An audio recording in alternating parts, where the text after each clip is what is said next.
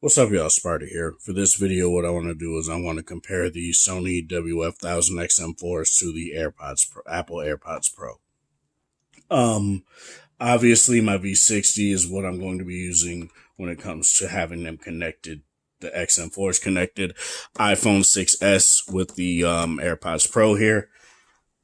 Let's get into this. The apps that I use in terms of music streaming, I do use YouTube Music, but that's pretty much just a baseline. And the only reason I still use YouTube Music is because that's literally where my headphone test playlist is, and that was imported from Google Play Music, and it's like 90. I think now it's 100 some tracks since I added it. I'm gonna have to pare that down eventually, but it ended up going from, oh, it's just a headphone test to these are tracks I like. So that's literally pretty much what that became over time. So yeah. So I use Apple Music, lossless, no problem on there. Then I just use 32-bit WAV files as well on my V60 to test this as well. I mainly listened connected to my V60 because that's just where all my music is at. I really don't have anything on this iPhone, mainly because it's connected to my not main Apple ID. So I really don't have any sort of thing to do about that right now. So yeah, let's get into this. One thing I want to talk about right off the bat. Both of these are still very well. The XM4s just came out, so I'm not going to say still. The AirPods Pro are still a very good option out here. If you prioritize call quality, things like that.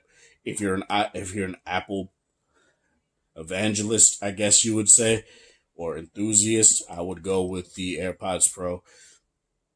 But I do feel like there are reasons that you would get the XM4s if you just don't like the AirPods Pro and you've had them multiple times. There are people that have had multiple units of the AirPods Pro and they just don't want to mess with them anymore. And I totally understand that. I've definitely had issues with AirPods Pro as well.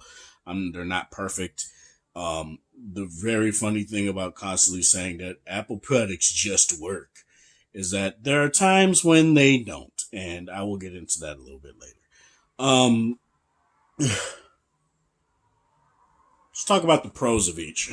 No pun intended. XM4s have LDAC. And surprisingly enough, it doesn't take that much battery life. If you have noise cancellation off, which I would probably advise you to do, especially if you're going to listen to these at the maximum volume as well, you're not going to hear anything with noise cancellation off. At 50% volume, what I was able to do with noise cancellation on, I think, let me actually check those notes. Google Keypad. No, with noise cancellation off, I was able to get 8 hours and 57 minutes with LDAC on. Through AAC, though, at 50% volume with noise cancellation off, I was able to get 15 hours and 33 minutes. And that's utilizing both buds. The right bud died quicker than the left bud. That's something that always happens to me. I don't understand it. With every single wireless headset I have, the left earbud always has more battery. I think that's just a holdover from when the left side used to hold the battery. Used to be the only one that held the battery. But, or whatever. I don't remember how it went. But, yeah, 15 hours and almost 16 hours with AAC on. LDAC, almost 9 hours. And when you go up to like maybe 60, 70%, it might drop an extra hour or two.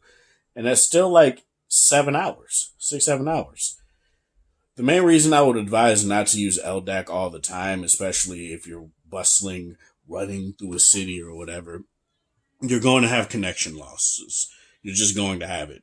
Like I had the phone in my pocket. I had the phone in my pocket, listening to music through LDAC, and there'd be cutouts.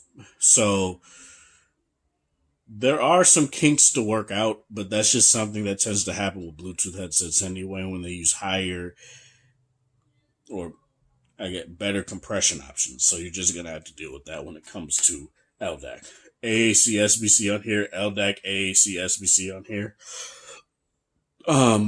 You have DSCE Extreme on here, which is just an auto scaling, an audio upscaling thing, which has a very minimal difference and doesn't impact battery life. So if you always want that always to have that on, it turns on. It pretty much is a dynamic thing where depending on the music, or depending on the audio you're listening to, it'll turn on. But it's nice. It's nice to have. It's not this drastic thing, but if you like it, you like it. AirPods Pro. The things you only get when you connect it to an iPhone or an Apple device in particular, the ability to activate spatial audio, to turn to just go into off mode, so no noise cancellation, no transparency mode. Um, Very minimal equalizer settings, I think, in the settings app, but it's very minimal. It's not like anything drastic. These do have a dynamic EQ. Um, the smart sensors actually work when you connect them to an iPhone or Apple device, which I think is the stupidest feature to make exclusive. Honestly, I think it's dumb to be like, yeah, you want to take the earbud out of your ear and have it pause automatically. Yeah, you got to have our phone. What? That's dumb. Um, Smart sensors on here too. The moment you take it out, it pauses. The moment you put it back in your ear, it resumes. Very good on here. Let's talk about the casings and stuff here. You still get like 4.5 hours on here with ANC on it. I think it's like 6 hours with ANC off, so that's nice. There are pros and cons, I feel, to the AirPods Pro case. One, it's small and compact. There's definitely something to be said about that, right? The problem that I always have with the AirPods Pro case, let me lower the exposure here a little bit. Look at this. It's scratch prone. I haven't had these for that long. Um, and I've had these for like a week, I believe, and there's no scratches on this case whatsoever. Very nice case. I do like how lightweight it is. I do like the look of the case. I like the look of the earbuds. I like the look of the earbuds on here as well. It's an overall shorter case, but it's thicker, but you also get more battery life out of this case. ANC off, you get 35 hours of extra battery. ANC on, I think, is just 24 or something like that. And yeah, it's just insane. Fast charging on both of these. I think this also does it, but every 5 minutes you get an hour worth of charge when you put them back in the case. I think it takes roughly 2 hours on each of these to charge the case from 0 to 100. So that's not terrible. Obviously, if you're not doing anything, it's going to be totally fine. And both of these earbuds are comfortable enough to keep in your ear. Say, go out for a little jog or whatever. Keep the case on like either a wireless charger or on a cord. Just go for a jog and not have any sort of issues. Transparency mode on both of these are very good. Both of them are pretty much on par with each other. Depending on the seal that you get with these, it may seem like it's a little bit muffled, but I will say when you get the right seal, it pretty much sounds damn near the same. Both of them are clear. Both of them are natural. None of them sound digitized or robotic. So you're not really going to have any sort of issue with that. The mic quality on these obviously are better for calls. That's just something that Apple has put a lot of working to when it came to the AirPods brand, so that's very nice. Sony did improve these, but you're just gonna have to hear them yourself. Honestly, other YouTubers have tested the mic quality on the call quality on here. You could look at GameSki or El Jefe reviews. They've definitely done that. I don't call really. I don't talk on the phone, so I can't really give you that sort of metric at all. Wind noise reduction and active noise cancellation, both of these do a fairly good job. The XM4s definitely do better, especially when you're stationary and it's windy out, which it definitely was today. Um, when I was outside, it basically is if the wind is not happening at all. While you're walking, though, you definitely feel the wind hit the mics. It's not terrible, though. It's not distracting. It's like, oh, it's there. Like, that's it. Both of these do a very good job at that. Obviously, in ambient mode, since the mics are taking in sound and making sure you can hear stuff around you, you're going to hear wind noise. But honestly, it's not terrible. It doesn't sound horrendous at all. I think both of them just do a fairly good job at that. When it comes to active noise cancellation, obviously the Sonys are just going to be better. They cancel out more noise. I feel like these cancel out maybe 90 to 95% of sounds. When it comes to, say, more heavier, louder sounds, engines, stuff like that, it cancels out maybe 80% of what 80% of what the sounds that a car makes. And to me, that's just insane. Whereas these do a good job at canceling out maybe like 80% of overall sound. Both of them are very good when it comes to canceling out voices. You can still hear them, obviously, especially when they're right next to you. But either way, you're getting a good amount of intimacy when it comes to the noise cancellation. Cabinet pressure is definitely something I feel Apple should improve. You don't get any of that sort of feeling on these, especially when you already have noise cancellation on. And then you put them in your ear. Automatically, one ear will be in noise cancellation. You put the other one in, boom. You don't have any sort of cabinet like it's sucking out any of the outside noise out. It just automatically is in there and is on noise cancellation. And it's crazy, man. Like, it's crazy. Let's talk about the overall design of the earbuds now. People tend to care about that. These very much look like, so now again, these very much look like a miniaturized version of the over the ear, the WH-1000 XM4s. And that's not a bad thing. I really do like how these look. From the gold ring around the mic to the touch sensor to things like that. It's very nice what I feel Sony did to make some little bit more brand cohesion when it comes to their devices. This is like a miniaturized SP800N case. It's nice. And I really do love those earbuds. So it's nice that they have that sort of touch right there. The AirPods Pro obviously are going to be the stem design, a shorter stem, a comfortable stem. I don't necessarily have any sort of issues with this. These basically feel like they're just floating on top of your ear. I feel like they did quite a good job at making sure that these feel like just an upgraded version of the regular AirPods. They don't go deep into your ear at all, so they're easy to take out, though sometimes when you do that, you will indeed feel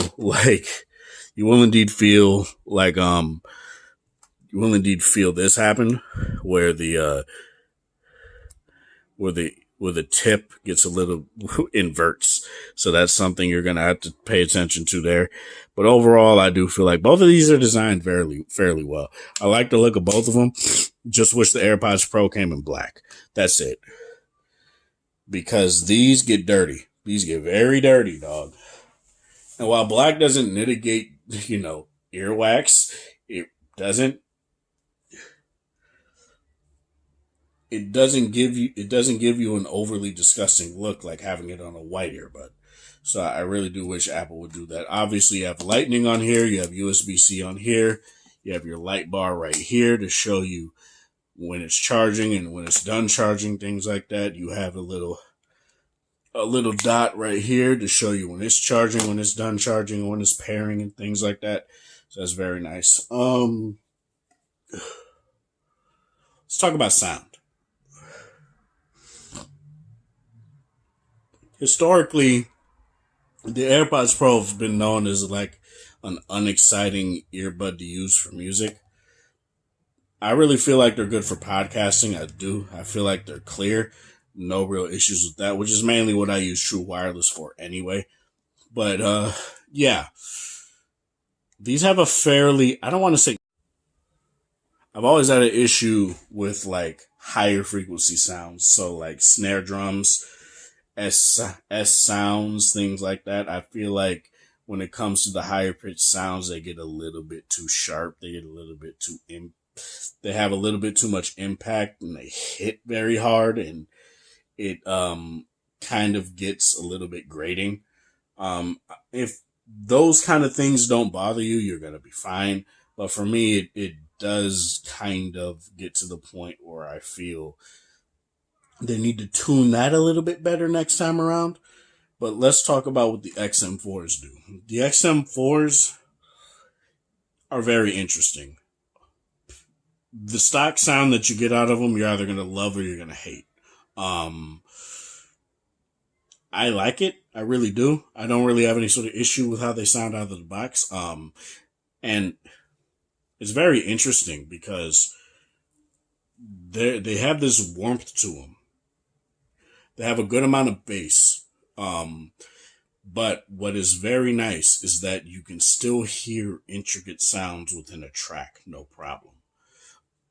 When it comes to something like It Should Have Been You by Gwen Guthrie or something like that, it gives you this like, it feels like you're hearing parts of the track that you just can't really hear all that well on the AirPods Pro.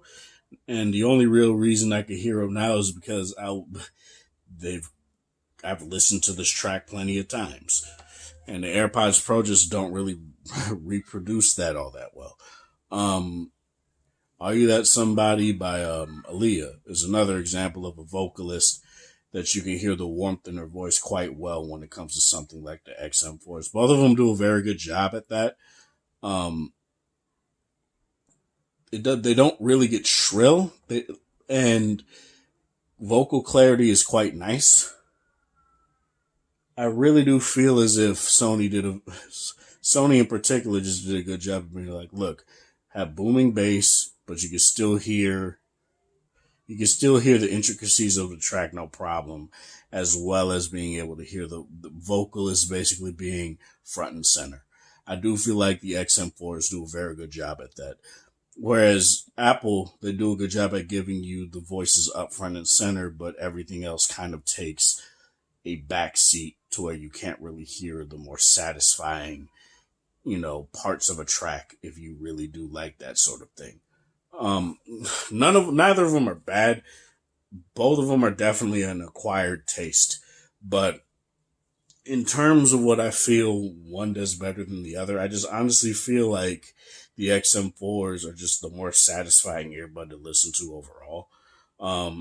When it comes to my True Wireless earbuds, I don't really want them to match something like my HD 6XXs or anything like that, or my short tapes. I want them to have their own specific sound that I can learn to appreciate. So when it comes to that, I really do feel like Sony just did a very good job at making sure that your tracks sound very good. And you can still hear the vocalist, no problem. You can hear the intricate parts of the track, no problem. I really do feel like Apple should figure out some sort of way to have EQ built within their phones, so that you can tune that. Sony just has like their app, like gives you a lot of options. and it's one of the best. It's probably the top out there for most people. The one thing I do feel like both of them lack are controls. I feel like both of them are just not that great when it comes to the controls that they give you. Um, Both of them give you play, pause, skip track forward and back. Sometimes this app just crashes. And ambient noise control, active noise canceling control. Um, Out of the box, I think it was the left that had the ambient / ANC noise control on, and the right had the play pause. I just switched it since I mainly use the left side, the left earbud anyway. Um, and yeah, as you guys can see here, playback control. Well, when it's not connected, it doesn't tell you, but that's where my ambient sound control is at.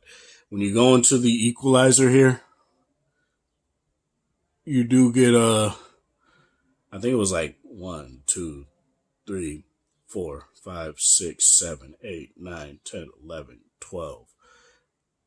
You get 12 different EQ options. 3 that are that you could customize, 2 that are called custom 1 and custom 2, 1 that's just called manual.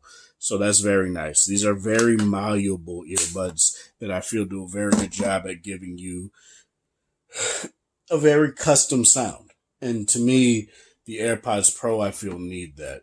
Apple really needs to quit with this "we know what's best for the user" type thing, especially when it comes to audio that just doesn't work.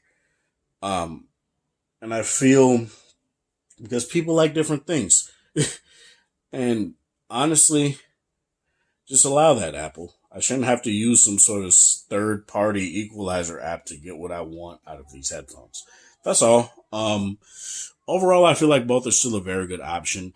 The XM4s are expensive. They're almost $300. When the AirPods Pro came out, they were $250. Both of them still. I keep saying both of them still. I keep trying to say the iPhone Pro. What the fuck? The AirPods Pro still punch above their weight in a lot of ways, especially when it comes to call quality. The mics are very good on these. Ambient mode are still very good on them. The noise cancellation is still very good on them. You're not really going to miss out on anything, especially if you're an Apple user when it comes to the AirPods Pro. I feel like you're doing a very good job. I wouldn't advise you to buy them if you don't have them. But also, if you're just sick of the AirPods and you want to get something new, you can still get these. The Sony app is on the iOS store, and you can utilize them. Both of them, like I said, it's 360 audio. You can utilize that. You can even utilize that on Apple Music, which is very cool. But yeah, let me know in the comment section below what you guys feel about this. This is Sparta. Thank you guys for watching and support. Hope you guys have a wonderful Friday or whatever time of day it is in your area. Have a good one.